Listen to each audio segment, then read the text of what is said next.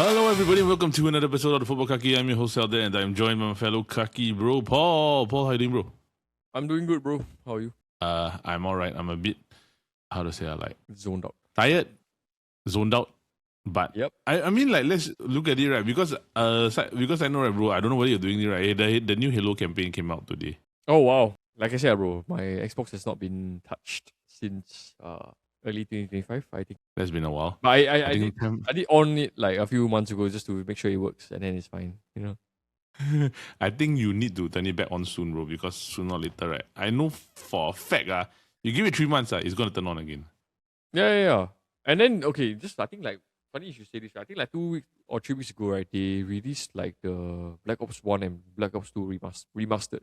Yeah, bro, it's because literally everybody is trying to fight for the fact that you have to release everything either before November, because after November, nobody's going to play your game. At this point, they're not even like releasing new games. They're just releasing like remastered versions of it, right? Yeah, of course, because if you Why? release a new game... Because it's like the best is the golden era was last time, is it? No, I feel that like it's because everybody wants the golden era at the old time, right? I mean, like, how many Black Ops can you actually release? I think, if I'm not wrong, it's like 7 or 8 now, I think. Yeah, it's quite... I think it's like Black Ops 7, I think. But everyone remembers like the first and second one, you know, that kind of thing. Yeah, bro. Everybody remembers, right? Like, even the one that I think they should do a sequel to, but they don't, right? It's like Ghost. Ghost Protocol, that one. Yeah, bro. Like, if they had released a COD or Ghost Protocol sequel, right, I'll be like so happy because the ending really pissed me off. Yeah, but I think they tried because they were using the same engine as the Modern Warfare, right? Yeah. Yeah, and then it was the era of if we do a Modern Warfare this year, next year has to be a Black Ops, and then the following year will be a Modern Warfare again. Yeah, so if they did a Ghost, means the sequel will be 2 years later, and then you know some people will be like, oh, so are we playing Ghost or are we going to play Black Ops? You know? Yeah. So it became like a very flip flop kind of thing, lah. No, but there was a period where like they totally stopped like Black Ops, and then it was like one of the most underrated ones I think is Advanced Warfare. Oh, bro. Advanced Warfare, Modern Warfare 2, Modern Warfare... I would say even Modern Warfare 3 is okay. Yeah. But the golden like, number one game ever was Modern Warfare 2. Bro.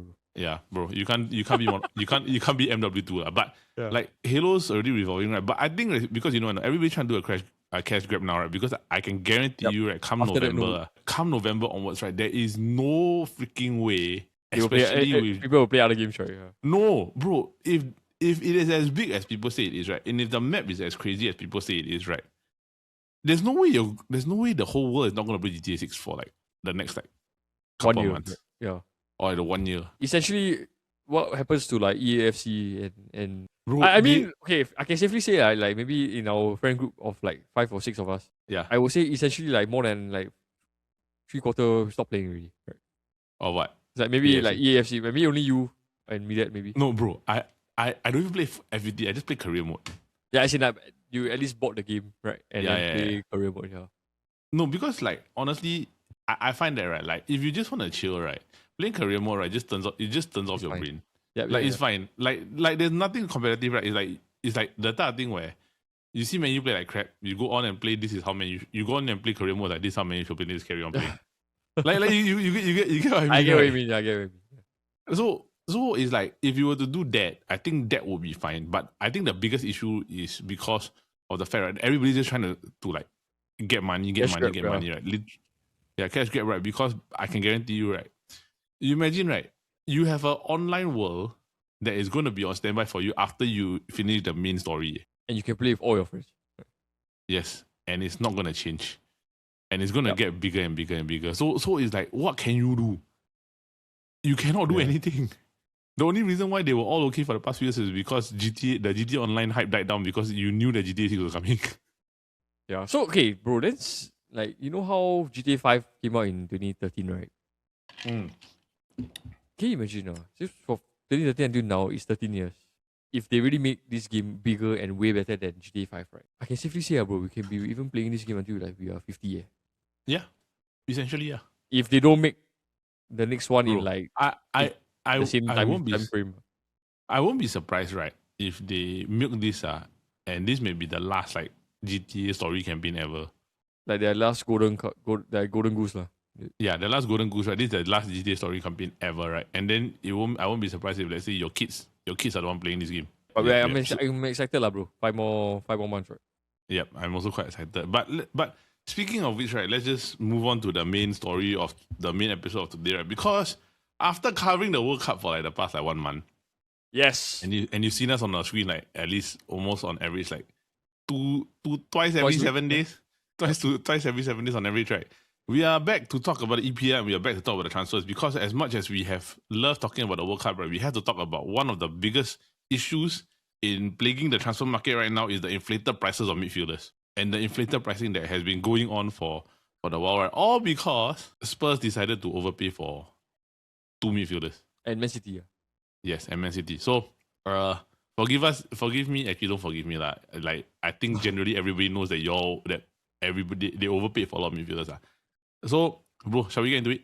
But before that, a special word from our sponsor. This week's episode of the Chit Chatter is brought to you by our friends at SMS Dome, a Singapore-based marketing company that helps brands reach households through targeted campaigns. They're the team behind the Tri-Lay booklet, a curated pack of deals, promos, and freebies from different brands across Singapore. Now, this National Day edition is their feature booklet for the months of July and August, available as both an e-booklet and a physical coupon pack delivered right to residents' letterboxes and screens so you can discover new products and stretch your dollar this National Day. Inside this Tri-Lay National Day e-booklet, you will find meaningful features like the one from NKF, the National Kidney Foundation, known for supporting kidney patients in Singapore and raising awareness about kidney health. They are inviting you to learn more about kidney diseases and pledge your support for low-income patients who rely on life-saving dialysis treatments, exclusively highlighted through the Tri-Lay booklet so you can take a simple step to protect your own health while helping fellow Singaporeans in need. It is the perfect time to scan the NKF section in the booklet, explore their resources on kidney health, and consider becoming a regular supporter while the National Day specials are still running. So whether you are hunting for dining deals, beauty promos, everyday essentials, or a meaningful cause to support, the Tri-Lay National Day edition has something for everyone. Just head to the link in our episode description to check out the latest Tri-Lay National Day e-booklet today.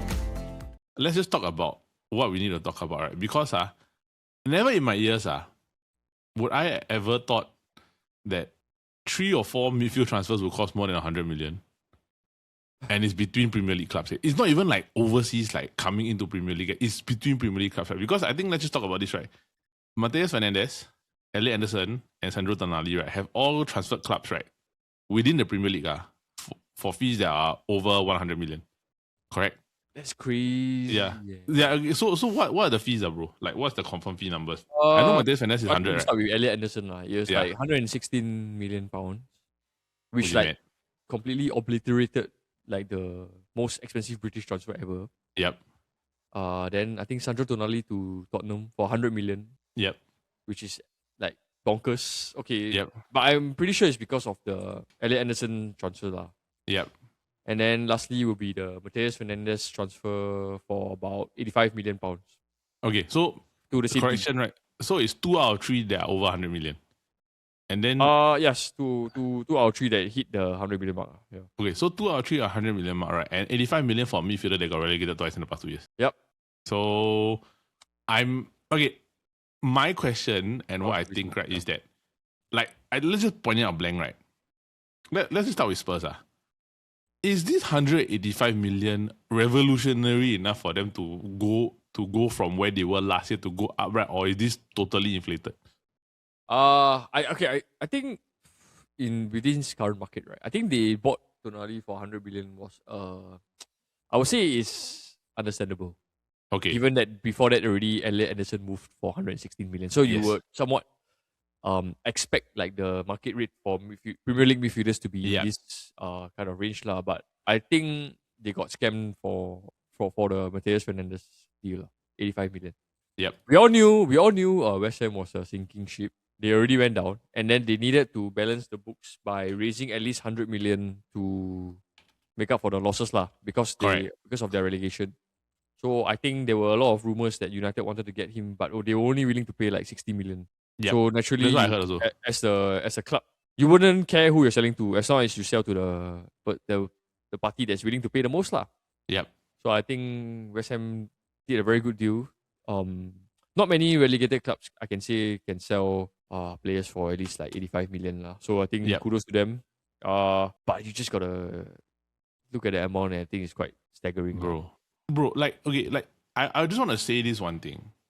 Like, okay, you're talking about 85 million and 100 million for Sandro Tonali, right? This blew the thing radar out of the water, right? Because people forget, right? Anthony Gordon went to Barcelona for 69 million. That's different because no, bro. It's like it's not winger, that. It's like, I think Premier League midfielders are more prime or more valuable than a Premier League winger lah, for sure. Yeah, you just think about it. It's quite insane to get 185 million for Tonali and Fernandes when you could have gotten, I would say, bro, you could have gotten Tonali and Bruno Guimaraes, right, for like lesser than 85 million. Yeah, 160 maybe. 160. And then you get like a complete working midfielder that has proven to work in the Premier League.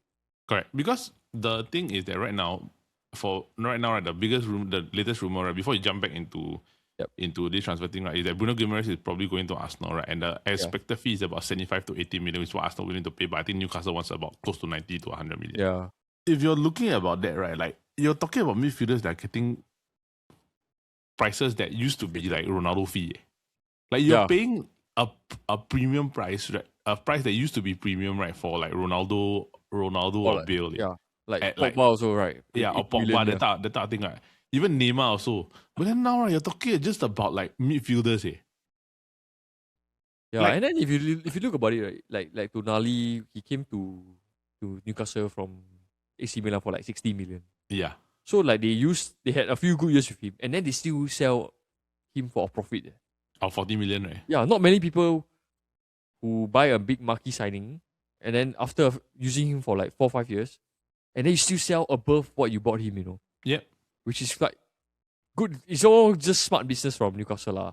Correct. And then, yeah, like to answer, it's like, okay, you cannot really compare like 2008, 2009 transfer windows, yeah. But it was like, at 2009, you were paying 60 million for like Kaka. Yeah. Now you're paying 85 million for Mateus Fernandes. Yep. Which is weird for Tonali. Which is interesting, right? Because I'm gonna goes back to the question, right? Like, did Spurs benefit from this 185 million, right? 185 million, or is it just more like them reaching out just because they're desperate? That's my question. Because Man United's valuation, not say that we're very good, but our valuation and their valuation of like Mateus Fernandes, right, was 20 million difference. Yeah, and if I'm not wrong, right, bro, if you go and look at the reports, I think he's getting like a backload of money for salary wise, you know. Yeah, I hope for Spurs, I think like 200, 250. I heard it was 250 to 275. Yeah, which is crazy because United will never pay that. Yeah, they won't. They're trying to stop already. Which will mean essentially you cannot agree first and foremost the club fee with the club. Secondly, you cannot agree personal terms with Mateus Fernandes. Yep. Yeah, and then if I'm Mateus Fernandes, if I'm seeing Spurs offering me 275, I'm happy. The club is happy. I will just go there lah. Yeah, you know that kind of thing. Yeah, which is crazy lah. But then, boils down to you look at whether United really wants players. They want to go back to that same route again where they start to overpay players' salaries, which I don't think is very smart lah. And then, I think end of the day, Tonali, Spurs chose to go that route lor. Yeah, they're like modeling the United rebuild era, right? Where they just start to splash cash, you know. Which is currently the trend because Liverpool did it last year also. With words, right? Yeah, with words, with Isak. Yeah. Isak. So it's like you're paying high value, right, for players, right, that are Premier League proven or high potential, right? But you don't know whether they're gonna pan out together. Because my question at end of the day, right, is you don't know whether they're worth it, right? But what happened whether they're worth it? Because Tonali is worth it, I feel. Yeah, for sure. Yeah, I feel like Tonali is 100% worth it. It's more Mateus Fernandes. Is he really worth that 85 million price tag? That's the thing that I'm more like. Sure. Does he drastically? Okay, I would say that he improves the Spurs team, but is it called drastic? Is it enough to say that he drastically improves the team? If you say Tonali drastically improves, yes. With that 85 million, right, you could have bought someone else that is maybe of a similar caliber. Like I said, you can buy Bruno Guimaraes. Before that, maybe even before Man U bought Andre Santos or even Tielemans. Yes. You could have just easily paid the 35 million and activated his clause. You know, that kind of thing. Which to me is insane that nobody picked on the release clause, bro. But yeah, Spurs, kudos to them. I think they did well in the transfer market so far. Six major signings, Jean-Paul Van Hecker from Brighton, Tonali, Robertson, Senesi, Dubravka, all for free. Yeah. So that's 3 free transfers and then 3 bought transfers with Paul Van Hecker, Matheus Fernandes, and Sandro Tonali. And they are not done. It's like, okay.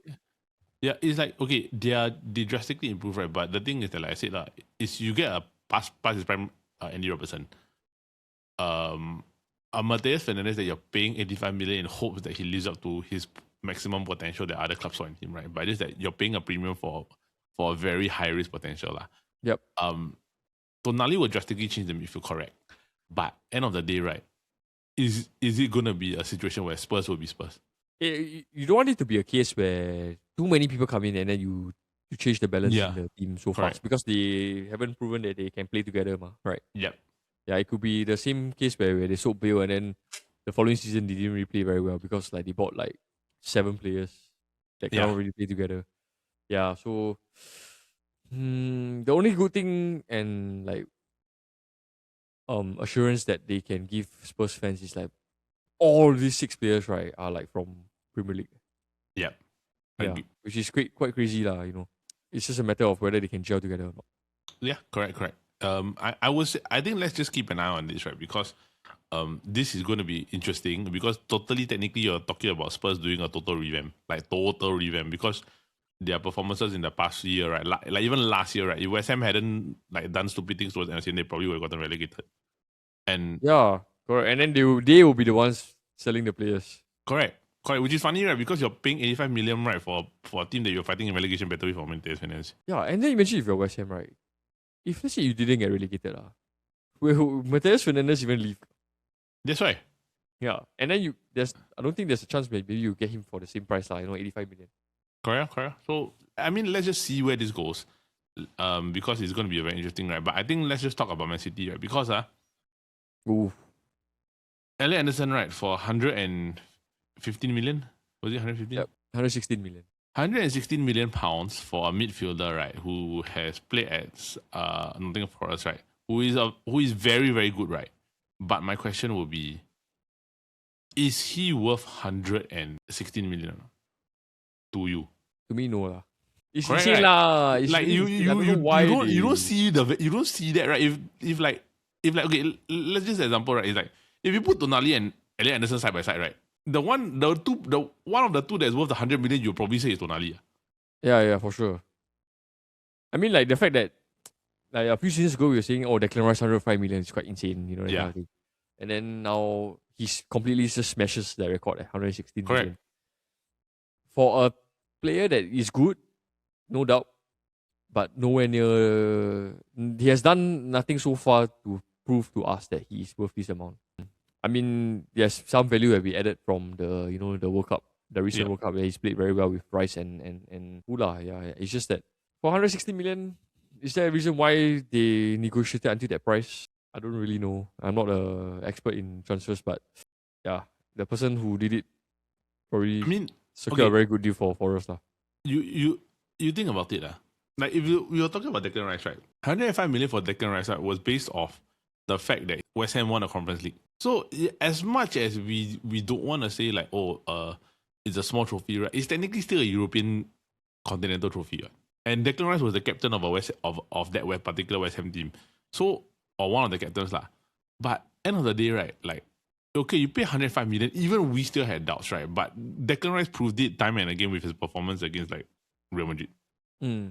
Like certain things, right? But you knew there was quality there. But Elliot Anderson, right? Nottingham Forest has never played. They not played European football in the past 3 years, right? I think last year they played the conference. I think. Did they play conference or was it Crystal Palace? Oh wait, they play conference. They play conference. Okay, so Elliot Anderson has played Conference League football, right? But the thing is that if you were to put him side by side with Declan Rice, right, you wouldn't think that he's better. Yeah. Like for him to surpass the price, correct. And sorry, and we're not talking about current day. Like you're talking about the point when Declan Rice was at West Ham versus Elliot Anderson at Nottingham Forest in the final seasons, right? You would literally look, if you just use the eye test, right? Declan Rice was better. So, how, bro? Like, what? Yeah, I mean, bro, if you Forest and then you see that kind of money, how can you say no, yeah? Correct, but it's very unorthodox. It's like not City. But you have to know that Pep is gone, and then Maresca has come in, right? And then they lost Bernardo Silva already. Yeah, so they have to make like a marquee midfield signing because we all don't know the question mark about Rodri, whether he's staying or leaving. So if let's say essentially you lose Silva and Rodri, right? Who's your midfielders? Yeah.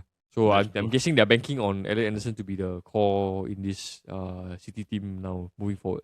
It's weird because Tonali is available and they're not doing anything to try to get Guimaraes. I don't know what's going on, but the midfield market's a bit weird right now. Yep. Yeah. It's weird, right? But let's just see, right? But I mean, I might be wrong, right? I don't think Elliot Anderson's worth 116 million. For sure, bro. For sure. I like there's no way in me, right? He's worth 16 million more than Sandro Tonali. Absolutely. Yeah, you could probably slap like okay, like if you say he's 85 million like Mateus, and that's okay. Yeah, okay. Understandable. I can, fair. Understandable. Yep. Understandable. Because your valuation of Mateus Fernandes were probably about 45 to 55 million. Maybe. Yeah. At most, max, maybe 60 million, 60 max. So if let's say you're doing that, right, then you'll put Elliot Anderson at maybe like 75 to 85 million. Okay, I think it's fine.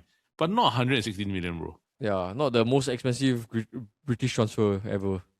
No way, like 160 million, right? Bro, if let's say Arsenal come do a deal with Bruno Guimaraes, right, for 75, 80 million, you're telling the whole world, right, that Elliot Anderson, based on the money, right, is more valuable and a better player than Bruno Guimaraes and Sandro Tonali.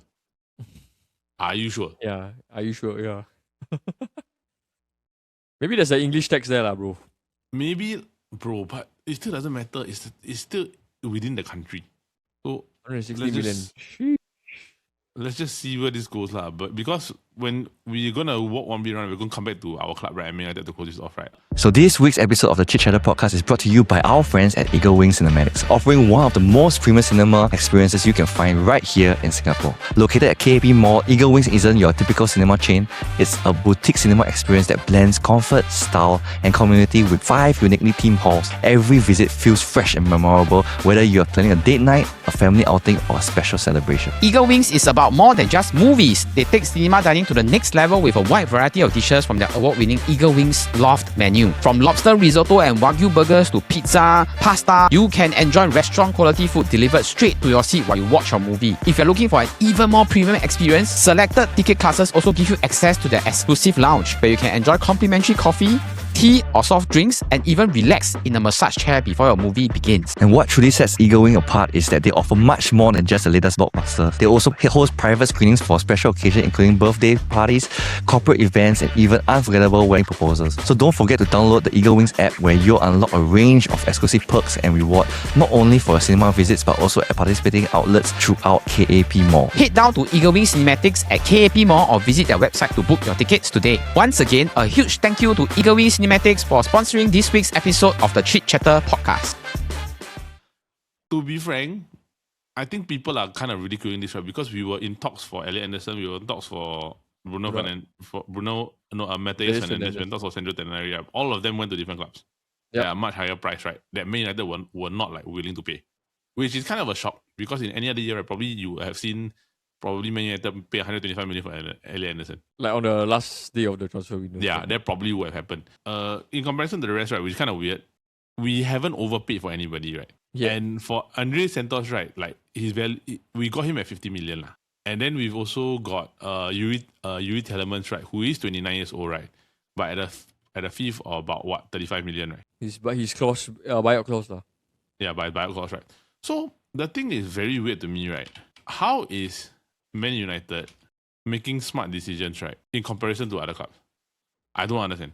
Because I don't really think it's like, okay. It's not, I wouldn't say it's a masterclass, but it's more like the Ineos looking for deals that is worth their dollar. Yep. Because ever since Jim Ratcliffe took over, he's all about the cost cutting, saving money, and then I think ever since they have come in, they have offloaded like 4 or 5 players that were on heavy on the wages, like Sancho, Casemiro, Rashford last season, Anthony. You know, all these players that have very, very heavy wages, they're all off the books already. Yeah, pending Rashford if he comes back or not lah. Yeah, so for them to be looking at deals like that, I'm not surprised because it's all about the Benjamin Franklin's, you know. No, that's fine. But the thing is that I'm more surprised at the fact that we are walking away from deals that probably in the past we would have paid a lot more. A much higher premium, which to me is very weird. I'm not saying that these are like world-beating signings, right? I'm saying that like these are more calculated than they were in the past. So let's just bring this up, right? For Matheus Fernandes, Sandro Tonali, and Elliot Anderson, right? In one window we could have gotten at least one or two of them, right? But we have severely overpaid. So end up, right? That would have been our transfer budget, right? Correct. So it could have been a situation where Matheus Fernandes would probably have been forked out. You would have paid 100 million. Yep. And then like Tonali, you pay 120. Anderson, you pay 130 or 140, right? Which would basically blow your entire budget, right? And then end up all that pressure comes out for nothing because they think. But end of the day, what we've done, right, is we walked away from Matheus Fernandes because he's 20 million over the valuation price that we're paying for, right? And we found a release clause in Yuri Tielemans' contract, right? That I'm actually surprised nobody even tried. Yeah, maybe they sort of knew, but nobody expected like to go for him. I get what I mean. Yeah, you know, like given the age, I think the age is a very big factor. 29 years old. Yep. Yeah, you know, like I think the time to get him was when Leicester got relegated, and then that's where Villa came for him lah. Correct.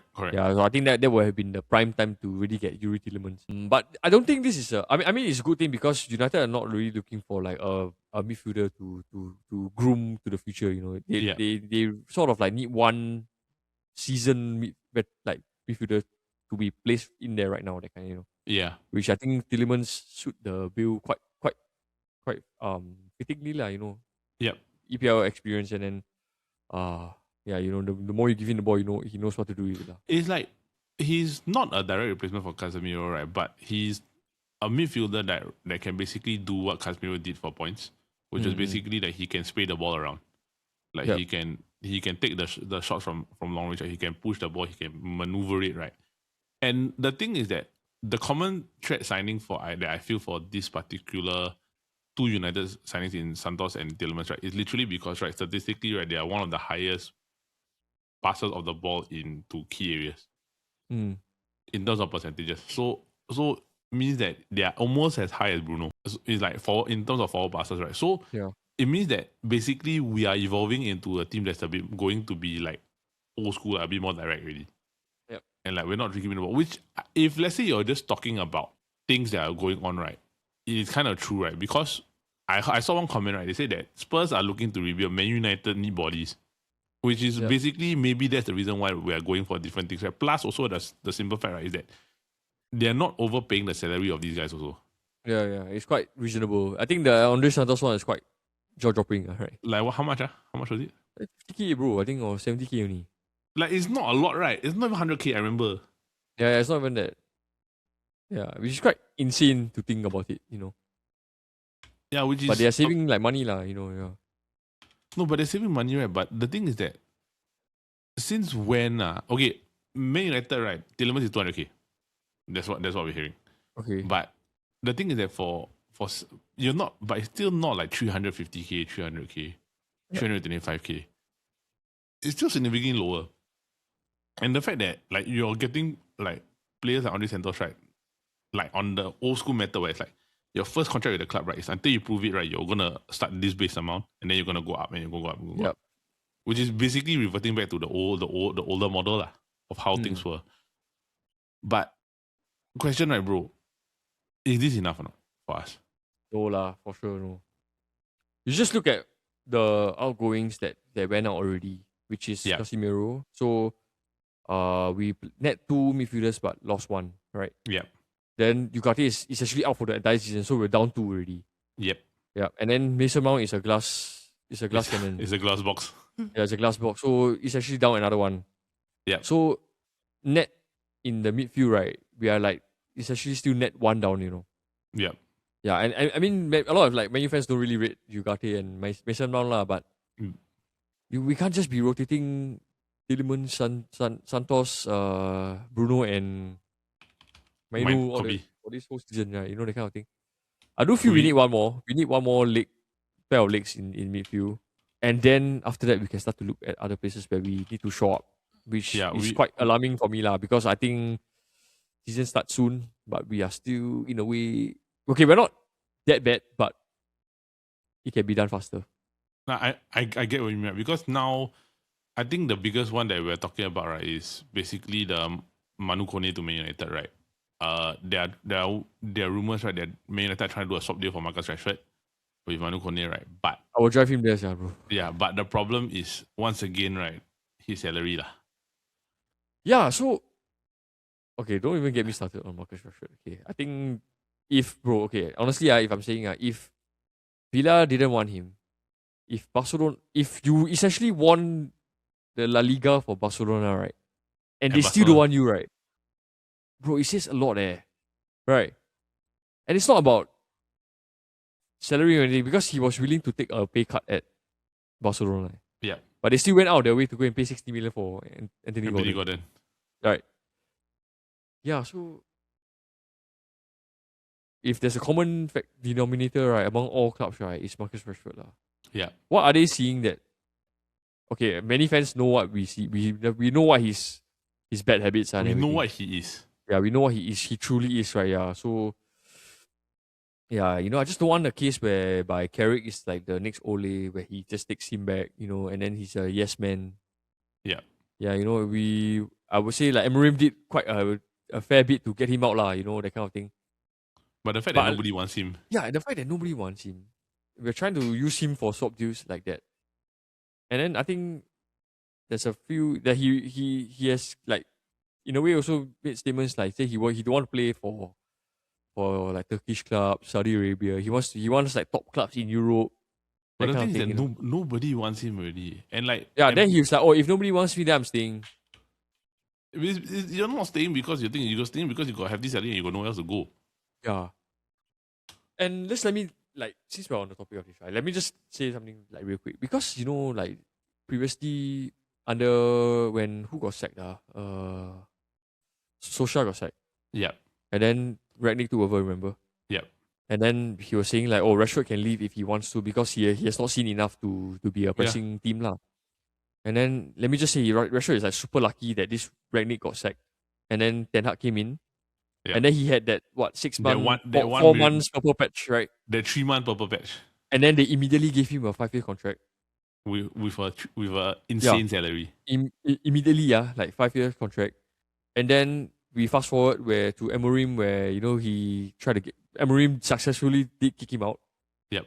And then now his contract expires next year, but now Amorim is gone, and he is in the current like similar state where if Carrick says okay, please come back, and then he watch how he will turn into like prime Henry for like a few months, and then United will just correct. But I've seen things where probably, or read rumors, right, saying that he's probably going to have to accept that he's a big part player, because I can honestly tell you, right, there's no way he's not better than Sesko, he's not better than Mbeumo, he's not better than Cunha.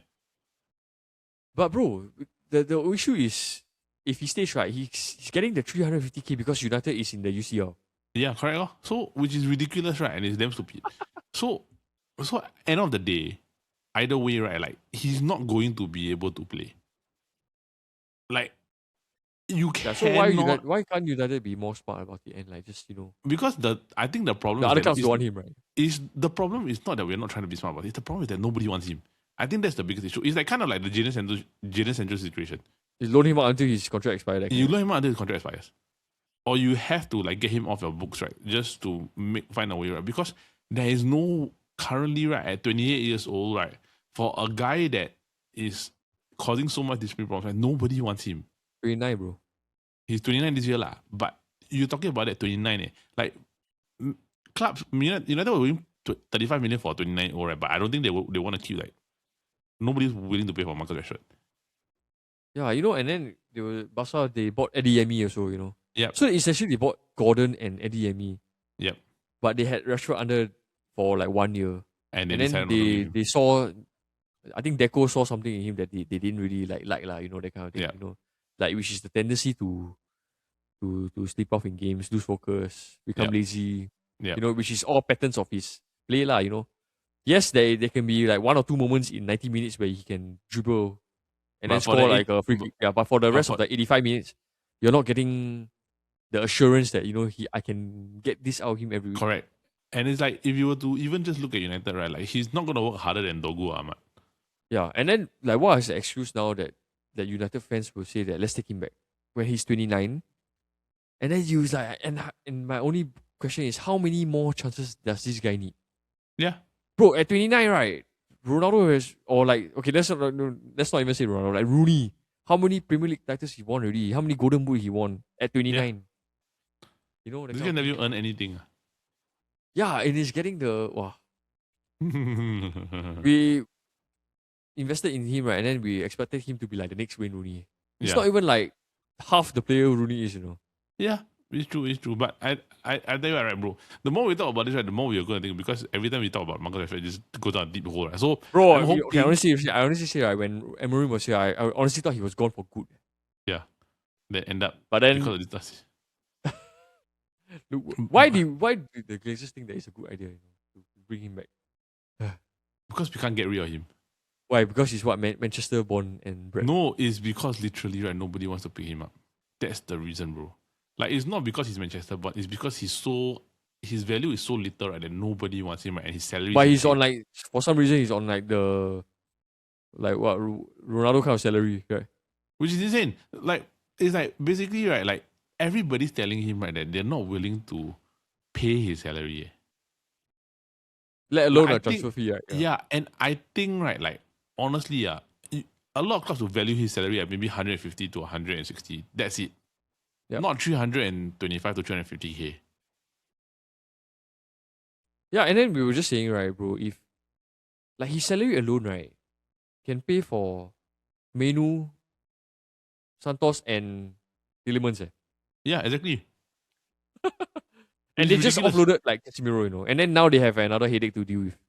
Yep, which is the final headache in this stupid hurdle. So, like, I mean, let's just see where this goes, right? But I'm quite excited, right? Because Man United, this weekend, they're playing Atletico Madrid. Then they play AC Milan soon, right? Yes. Against Amorim, right?